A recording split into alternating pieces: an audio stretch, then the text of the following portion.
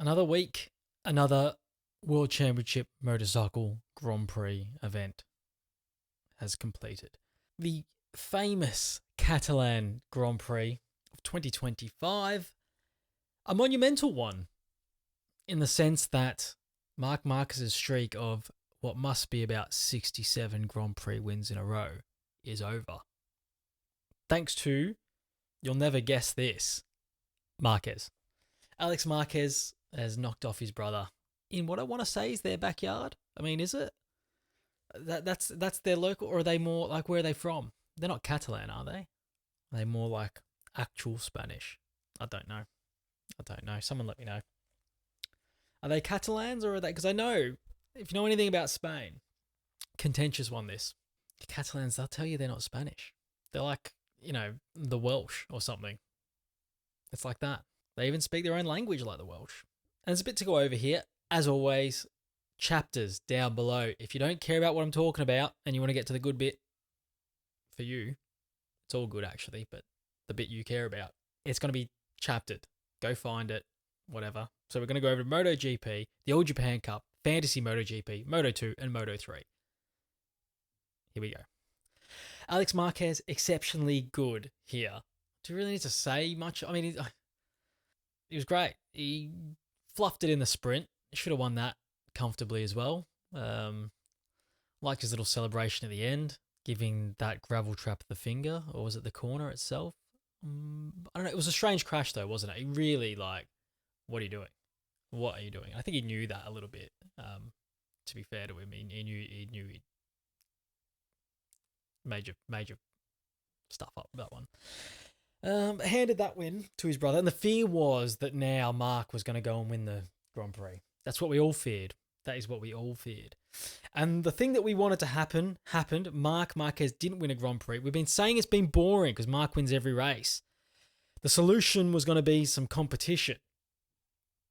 This race was quite possibly more boring than all the rest. So that didn't really fix anything, but at least we got a bit of variety. It's like if you're having the same shepherd's pie for dinner every single night. And and shepherd's pie tastes great. You love a bit of shepherd's pie, but at some point you're going to want something else. But what if the something else is a little bland? Like, what would you take? But in fairness, this shepherd's pie has been a little bland too, so I guess you would take something else. Anyway, can feel the mood I'm in today, can't you? I'm feeling a bit silly after the not MotoGP thing, but I'm feeling a bit silly after the circus I just watched in the Formula One. The McLaren circus rolling into town. Let's not go there because it got me a bit rolled up. But I mean, I think there's more talking points this week. There's more. I mean, I can go on about how good Alex was. I mean, people, there's always the chat about did Marc just go easy? I mean, maybe he did. Who cares? He's winning the World Championship by a lot. If he doesn't want to risk crashing to win that, maybe he could have pushed it. I genuinely think Alex just had him beat all weekend. Just quicker. It was just quicker. Sometimes that happens. Sometimes you're just not as quick as the other guy. And I think that's probably what happened here. But we're going to talk about Gunter Steiner and the Tech 3, and we're going to talk about Tech 3 again because Ene Bastianini was very good this weekend. Teacher's pet, right? Yeah, I get what you're doing, Enea. So KTM, I mean, just general performance from KTM. We're going to go over that. Aprilia's performance and Pecco Bagnaia is a strange one. And then obviously we'll talk about all the riders on Japanese bikes when we get to the All Japan Cup. So we're not going to forget about them. KTM, real uptick here. Whatever they brought, I want to say a couple of races ago, was it like maybe Brno? Was that, or was it the race before that? They just started to find something. And it's just sustained now. So they've just actually got a good bike, which is very good, actually. Because it's easy for a company like that in their situation to be like, well, look, we're not performing on the track. Things are a mess off the track. Let's just bin it. Let's just Suzuki this. Right. So we don't want that. So now with Gunther Steiner buying into the Tech 3 team there, and I mean, a lot of talk about, the Gunther Steiner side of this story and how this sort of has the potential to bring new eyes to MotoGP in a way. Don't know how influential that could possibly be. Maybe I'm playing it down a bit too much. Maybe Gunter Steiner is so fucking popular that he's going to just reimagine MotoGP for a lot of Formula One fans. I don't know. I think, look, you'll get some curious people having a look, but maybe we need like the ride to survive, aspect of it for him to start, becoming massively memeable on social media for all that to start. But anyway, what was I talking about? Yeah. So the other side of this is that one of the great satellite teams of all time, Tech 3, which will still be Tech 3. Excuse me. Tech 3, who's been kicking about for God knows how long now. Let me actually look that up. 1990. Got a bit of sour about it, doesn't it? Hervé Poncharal, who's been running this team since day dot, I would imagine he's the founder of the team, is just sold it off. He's just sold it. I mean, fair play to him. He's done the hard yards. He might have had enough by now. Like, sometimes that happens. He's going to stay on in a consultancy role, I do believe, which will be very important for a team in this kind of transition, I think. But is it a bit bittersweet, this one? With Hervé just hanging up the clipboard. I mean, whatever. Yeah, long old story, this one. So yeah, 1990, when they began racing in the 250cc class. Wow. And of course, their only world championship is Olivier Jacques 2000. The Olivier Jacques Shinya Nakano team in the 250s on that bike, the silver. Oh, it's an all-time classic. But yeah, tell me what you think of the Gunter Steiner stuff. Is this, I mean, there's no way it's not positive, really. Is it going to have the impact some people are saying? Will it not have impact until maybe we get Gunther in sort of a more main, in front of camera role somehow involved in this? I mean, I don't know what the plan is.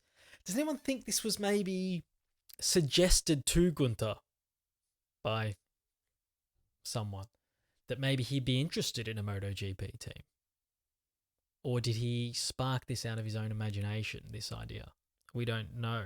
I'd like to hear what the actual thing. Did someone go to him and be like, mate, would you be interested in this? We think it would be good for the sport, be good for you, be good for the team. And he thought, yeah, let's do it. Or did he just go, wake up one morning and go, yeah, actually, fancy a bit of that. We'll see. What happened to Aprilia this weekend? It's not Panic Station, surely, is it? It's not Panic Stations yet. Of course, they've only been slow for one race now. But I know they had their issues during the race, like Bez got taken out and things like that. But the pace generally wasn't really there, which is strange for them. I think this circuit, when you think of Catalonia, you think that maybe they'd be decent there. And they have been good there in the past. So it's a strange one. It'll be interesting to see how they bounce back for the next one, which of course is Misano. Which, would I also expect them to be good there? I believe so. But in saying that, I'm only talking about the factory team here. Aigura had a cracking weekend, and it's good to see because he's been struggling a little bit. It's been more advantage Raul Fernandez for a while after he burst on the scene like he did in the early rounds. He's really shown a bit this weekend, which is I was really happy to see that, to be fair. Raul Fernandez had pace at times in the race. They were together for a while, and he's ended up somehow 11th while Aigura's ended up 6th in the Grand Prix. But I still think he's been good as well. Jorge Martin coming back from injury still with another top 10. It's not dire, is it? If you're going to have a bad weekend, this is probably what you want. I think they're safe. I think they're fine. I wouldn't worry about them. And I still think it's the second best bike, despite how good KTM's been. That's the thing. The problem that Aprilia has at the moment, there's at least 3 beasts on the KTM at the moment, possibly 4 when Vinales gets up and running, because before they all became beasts for KTM in the last few rounds, he was the only one doing it. So potentially 4 really competitive guys. At Aprilia, most of the time you only have 1 really competitive guy, and then 1 that's doing okay in Raul Fernandez, Aigura who had gone off the boil, and Jorge Martin who wasn't even on the bike and is now coming back from injury, which you can't expect too much from. So that's where it, I think, seems KTM's doing a lot better. But I think if you had those 4 riders on that bike, you get what I'm saying. It would be maybe a little bit different story. Pecco Bagnaia, attention's rising in the Bagnaia Ducati relationship. You can kind of feel it now, can't you? I always just thought he's safe as houses. Why would Ducati? I just feel like I always thought it would be one of those things that if an Italian ever won a world championship in MotoGP for Ducati, it's like job for life. Job for life. As long as you want to be on that bike, you're on it, because you delivered us to the promised land. And it's not the same. Like, I know Casey Stoner definitely delivered them to the promised land when they probably didn't deserve to be there. He was that good. But this is an Italian doing it. It's a little bit different. You know what the Italians are like. It's all patriotism and all that stuff. The brothers of Italy and all that. So I thought this would just be like, that's an unsourable relationship. It's turned a little sour. Not in that, like, they're not just like publicly slinging mud at one another, but there's just the odd barb going in, whether it's intentional or not. Just a cheeky barb. Pecco a little bit like in a veiled way, like they can't really give me what I want. And then Ducati back in a veiled way, or not too veiled at times. He needs to sort of just figure it out, kind of publicly.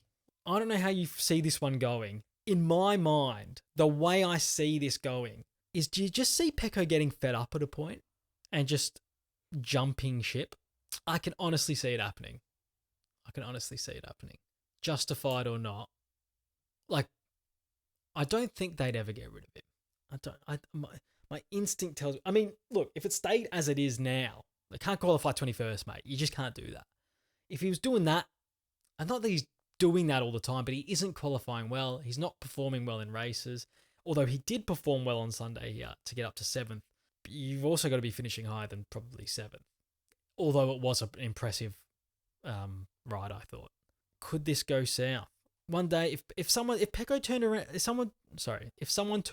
to Pecco, and I mean another manufacturer, and said, factory ride, resources at your disposal, you're the guy. Like, let's say Pedro got poached, which absolutely could happen. And KTM turned around and went, we want you. You're our man. This is what we're offering. This is what you get. Here we go. I think he'd go. I don't think he's interested in the competition with Marc. Not that I think he's not up for the fight, because every guy at that level, don't get me wrong, is probably up for the fight in terms of like getting into a duel with your direct opposite, Rossi Lorenzo style or something like that, in the team. But I think as soon as it was like he was a little uncomfortable, now he's like, what the fuck?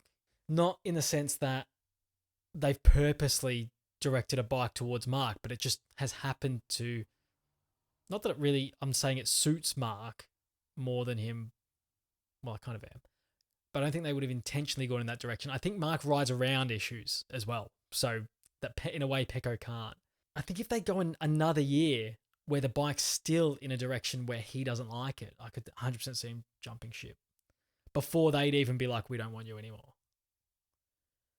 So, yeah, food for thought. It is a strange one. Hit the national flag of Japan. It's the All Japan Cup. The winner of the All Japan Cup, Fabio Quartararo, and for the first time this season, I want to say, at least for a long time, we have a new championship leader in the All Japan Cup. Fabio Quartararo has overtaken Crasher, and I'm not going to call him Johan Zarco anymore because he's not that Japanese, is he? He's not delivering for Mr. Honda. Johan Zarco, I'm going to call him, or just Zarco, because he's French again. Now that he's not winning the All Japan Cup, Zarco's in second on 69 points, Fabio on 76. Oh, we're going to get to that. First, here's the results from this week, because Zarco crashed out again, and he's becoming a bit of a crasher. Although I still think he's great. Don't get me wrong. The most likable man in MotoGP. Probably. Fabio Quartararo. Luca Marini, after a win in round 14 of the All Japan Cup, backs up with a second place here. And what did he do the week before that? Third the week before that. And third the week before that. And second before that. This guy's actually good. Luke Marini is actually good at his job, more so than a lot of other these bloody idiots that can't keep it on two wheels. This guy finishes races. Is an underrated skill in MotoGP, I think. Go as quick as you want. Go as quick as you want. But the guy who stays on is going to score the points. Luca Marini in second. And credit where it's due here, because this guy this week has lost his job, and fair play to him, not all his own doing, is just, in all honesty, I would have done the same thing if I was Yamaha, based on what I've seen this season. But fair enough, he's got his head down and he's got a All Japan Cup podium this week, Miguel Oliveira. Fair play to you, lad. And I think he'll have a good rest of the season, you know. I think he will have a good rest of the season. He's a quality motorcycle rider. And circumstance and injury and things like that have just sort of put him in the career in the position it's in. It's a little harsh. It's a cutthroat industry. It's results driven. And it's actually also lap time driven, because sometimes you don't get the results, but if you look quick, people take a punt on you. And he's lacked a bit of pace this year. He struggled for results, so he's lacking the two ingredients you need. But now he's turned around. I think he'll have a good rest of the season. Miguel Oliveira. Joan Mir fourth. A rare finish for Joan. Jack Miller fifth. Struggling a little bit since it became quite clear that he was going to get that job. The results haven't quite been there for Jack, but we do know he's rapid, and he at least starts every season like someone strapped a rocket to his back and he just fucking explodes like a monster on any bike. So they will at least get, it's like the new manager bounce in football, isn't it? It's like the new Jack Miller bike bounce that you get every time you put him on a new bike. It's just like, oh, I'm quick now. Even if the bike's not quick, he'll still do that for a while and then, you know, maybe drops off a bit after a while. It's taking forever this week. Somkat Chantra picked up a point on return to finish sixth, which is a rare point for him. Aleix Espargaro turned out this weekend, apparently. Didn't even know, didn't see him. Finished last on track, and he didn't get a point in the All Japan Cup this week, which is a shame. We like to see him get a few more points. DNFs for Rins and Zarco, as we mentioned. And here's how the championship looks in the All Japan Cup. Fabio Quartararo, your new leader. Zarco, second, 69 points. He just stuck on 69 points now for a couple of weeks. So, innuendos are plenty. Luca Marini goes to 60 points. I'm telling you, this guy's right in this. This guy is right in this. I'll stop talking about Luca Marini for a while. Okay. Joan Mir, 43 points. Jack Miller, 42. Alex Rins, 42. Miguel Oliveira, 22. Chantra, 8. Taka, 8. Augusto Fernandez, 8. Aleix Espargaro, still on 2. MotoGP Fantasy. I took a risk this week. I took a risk because, as you can see here, I knew Alex was going to be quick.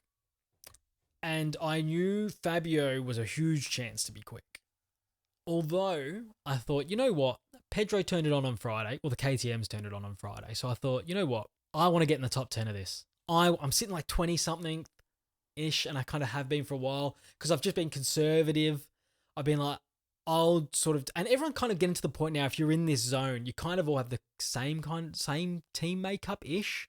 And I thought, oh, I've got to take a risk here. So Fabio out from Silverado, Raul Fernandez in, which let me get Pedro Acosta in for Alex Marquez, in the hope that maybe what Alex Marquez did on Friday was going to happen again, and Pedro was going to get this like wicked breakthrough weekend. Didn't quite work out for me. So what happened is what happened. I didn't quite play my cards right, but I had to take a chance. And here's how the Rob GP Premier League sits. Your top 10, I've dropped down to 26th. Your top 10, Kudo Racing, Shifty, Lakinjo, Soft J, Serbian, Soft J. Definitely a Soft J. Lakinjo has a boost left. Danger player here. JJD80, a constant in the top, probably 5. MotoGP Go Fast, 5th. Showtime 89, 6th. Team Motosexual Wes, a favourite of the channel, 7th. Stick in there, Motosexual Wes. Moto Timing, 8th, still in there. Pizza Motorsports, hanging about. R6 Yamaha rider from Canada in 10th. Pizza Motorsports also has a boost, and so does Team Motosexual Wes. Did anyone use a boost this weekend? I hope you didn't on Mark. Tell you what. good top 10. It's a good top 10. Strong players there and a few boosts left. If you are like Kudo in this situation or Shifty, and there is a couple of boosts behind you, are you worried? Are you worried? I'm backing Team Motosexual Wes in from here, I tell you what. And that's how fantasy looks this week. Moto 2. I can't remember, was this fun or not? It was not long ago. It was a little fun because Dani Holgado's won the race. And this was a good one because I think this week we had a lot of those guys where over the past maybe 2 years in Moto 3, these have been the ones, the lads that we've been looking at going, these are the next crop. You know, they won't all make it, but a few of them, probably.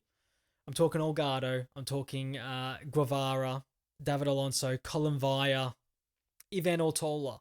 These guys that had all this pace, you know, in Moto 3, and you're like, these guys are real talented.